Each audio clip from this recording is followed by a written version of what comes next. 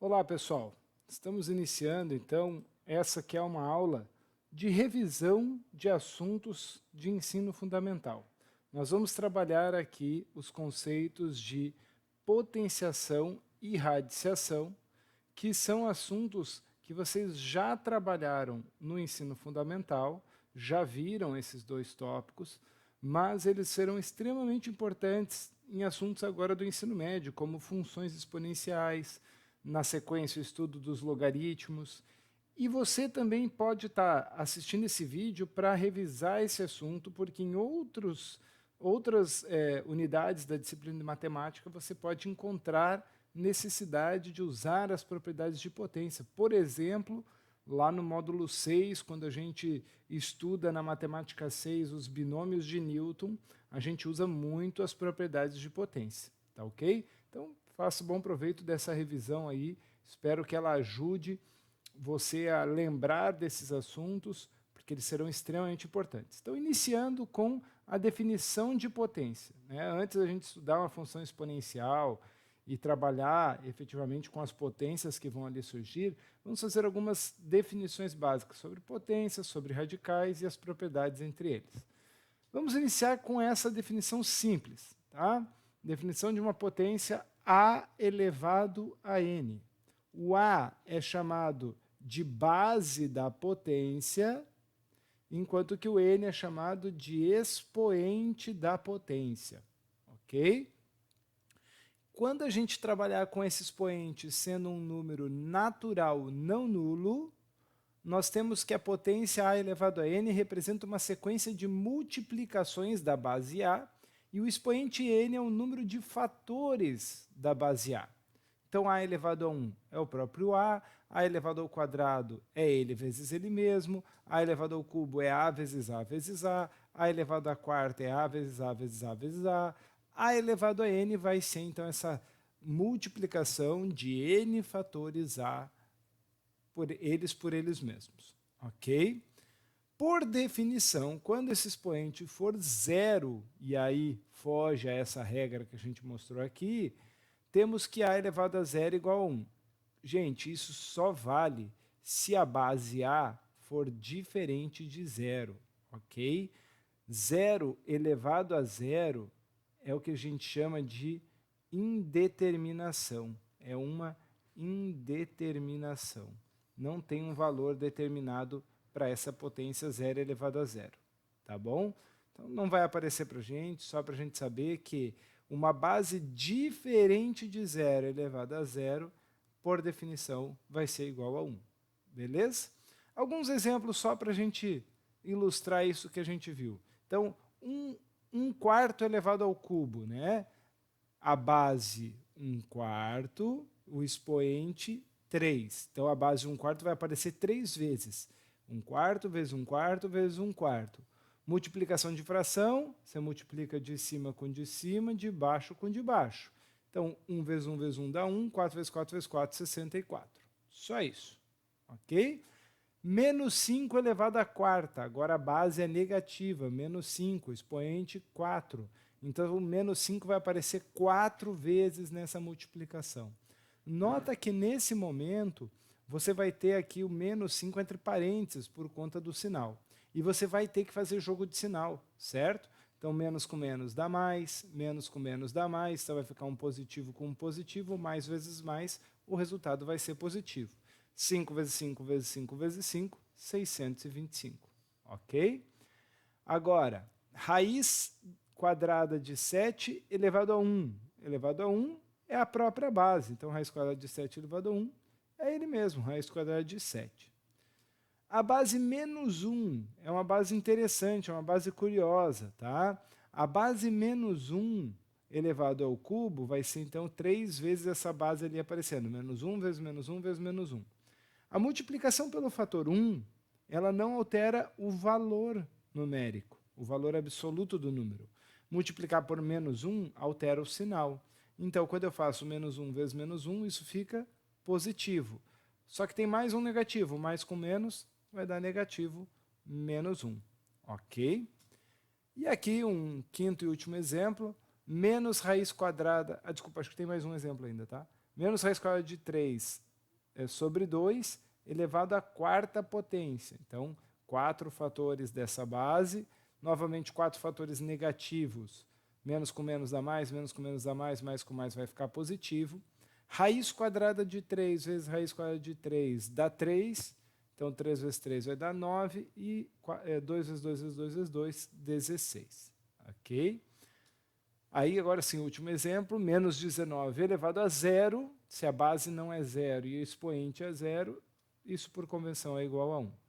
Aqui eu queria chamar a atenção de vocês o seguinte, quando a base é negativa, se o expoente for um número ímpar, o resultado é negativo.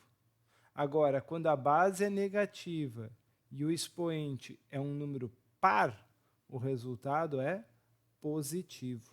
Então, o resultado, o sinal do resultado de uma potência de base negativa, ela depende da paridade do expoente. E zero, por exemplo, é um número par, né? Então, você vê que menos 19 elevado a zero dá um resultado positivo, 1 inteiro. Ok? Bom, professor, mas eu vou ter que ficar fazendo essas multiplicações sempre, né, na mão. Imagina se esse expoente é maior, vai dar trabalho, várias vezes multiplicação, vezes. Não, vocês têm a científica, né? E a calculadora científica ela tem um botão já pré-programado para trabalhar potência, para realizar essa série de operações, tá? Então, esses são os mais comuns, tá? A tua calculadora pode variar um pouquinho, e se variar um pouquinho, se você não achar esse botão, você me procura em sala de aula que eu mostro, mas normalmente ou é esse acento circunflexo, que é o símbolo de potência, ou é algo assim, um X com um quadradinho, indicando que você tem a base e o expoente, tá ok? Esses dois botões você pode usar na sua calculadora. Então, por exemplo, eu vou fazer o menos 5 elevado à quarta. Eu vou digitar na minha calculadora menos 5 entre parênteses, sempre que a base for negativa, o parênteses na calculadora é obrigatório, tá? Senão ele não vai elevar o negativo àquele expoente. O botão de potência, o expoente 4 e o igual. E a calculadora vai retornar, então, 625. Beleza? Deixo aí para vocês fazerem aí e testarem depois. Também existem potências com expoentes negativos. Por enquanto ainda falando só de expoentes inteiros, mas agora a gente vai falar de negativo. Antes a gente falou só dos naturais, só dos positivos, agora falando dos negativos. De maneira direta, o sinal negativo no expoente, ele inverte a base. Inverter a base é trocar numerador e denominador de lugar. Então, quando você olha para essa base A, o denominador do A é 1. É como se tivesse aqui A sobre 1, elevado ao expoente menos n. Esse expoente negativo inverte a base, e eu vou escrever 1 sobre A elevado ao expoente positivo. Note que o sinal que era negativo se transforma em sinal positivo quando eu inverto a base. Ok? Vamos lá. 5 elevado a menos 3. Se eu inverter a base, o inverso de 5 é 1/5. Elevado agora ao cubo, então o 5 aqui elevado ao cubo vai dar 1 sobre 125. Ok? Se a base já é uma fração, 3/4, a hora que eu inverter a base 3/4, isso vai virar 4/3. Nota que mudou, inverteu a base, mudou o expoente. Ó. Era menos 2, virou quadrado. E aí 4/3 ao quadrado, 4/3 vezes 4/3, 16 nonos.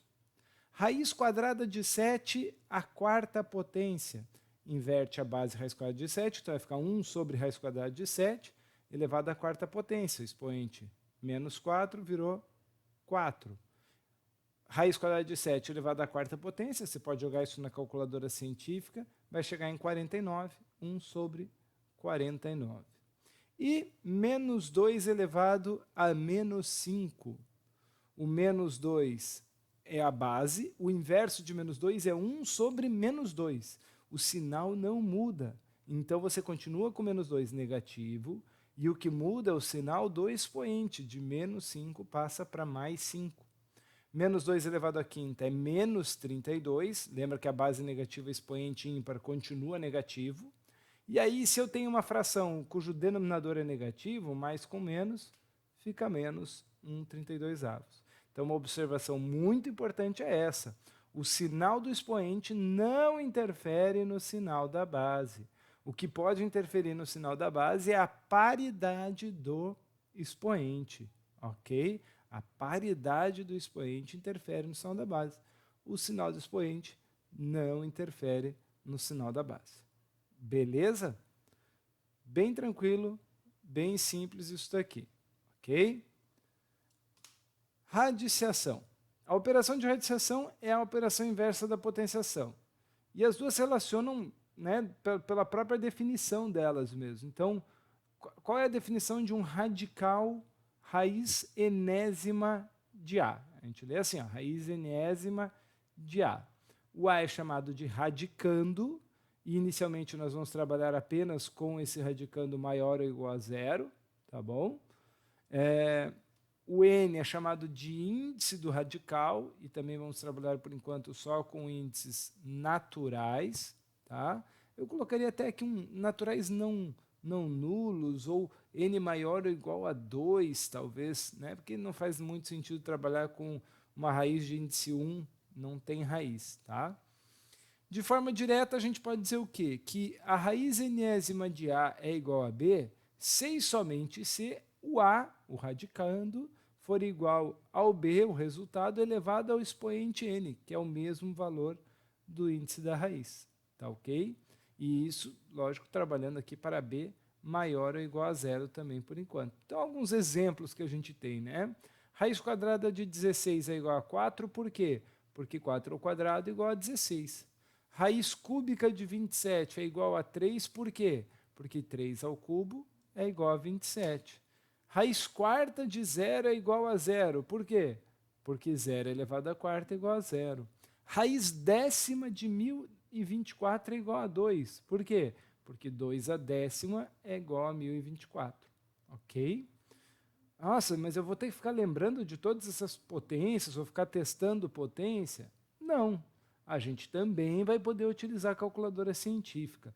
E nota que são os mesmos botões que a gente usou para potência, mas agora utilizando a segunda função do botão.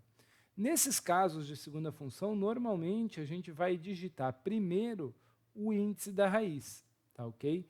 Nesses casos aqui, ó, nesse modelo de calculadora da direita, quando você usar esse botão e ativar a segunda função, ele vai abrir o campo para você preencher, e aí com o botão direcional você vai lá acessar o campo do índice, colocar, e do radicando e colocar também. Vamos supor que eu quero calcular a raiz cúbica de 27 ou raiz décima de 1024 usando esse primeiro modelo de calculadora. Então eu vou jogar na calculadora primeiro 10, aí eu vou colocar a função raiz com índice x, e para isso eu vou ter que apertar primeiro o shift para depois apertar esse botão de potência. Aí eu vou colocar o 1024 e vou dar o igual, e a calculadora vai retornar o 2 para mim. Tá ok? Então é dessa maneira que eu vou calcular radiciação também na minha científica. Beleza? Como potenciação e radiciação têm essa relação muito própria delas, né? São operações inversas, a gente vai ver uma série de propriedades que funcionam para as duas operações. Tá? Mas a gente vai ver isso no próximo vídeo, para não ficar um vídeo muito extenso. Então segue aí no próximo vídeo, a gente faz aí todas as propriedades de potenciação e radiciação.